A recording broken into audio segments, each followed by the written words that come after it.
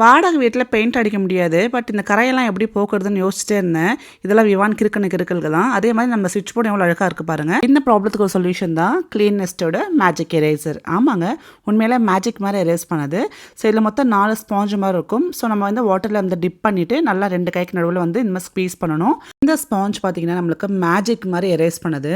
So ஸ்விட்ச் boxes மேலே இருக்கக்கூடிய இந்த டர்ட் ஆகட்டும், அழுக்காக இருக்கட்டும், கரையாக இருக்கட்டும், அது மட்டும் இல்லாமல் சின்ன குழந்தைங்க வீட்டில் இருக்காங்கன்னா கண்டிப்பாக செவத்தில் கிறுக்கி வைப்பாங்க.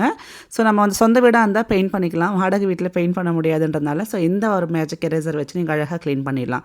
ஸோ நீங்கள் பாருங்கள், ஸ்விட்ச் பாக்ஸஸ் வந்து நான் இந்த மாதிரி நம்ம வீட்டில் யூஸ் பண்ணுறப்போ நமக்கு நல்லா வந்து அழுக்குப்படியும்.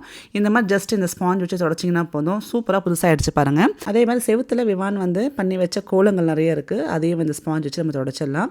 மேஜிக் கிளீனரை வச்சு ஸ்விட்ச் பாக்ஸஸ், வால்ஸ் மட்டும் இல்லாமல் விண்டோஸ், ஷூஸ் நீங்களை வந்து க்ளீன் பண்ணிக்கலாம்.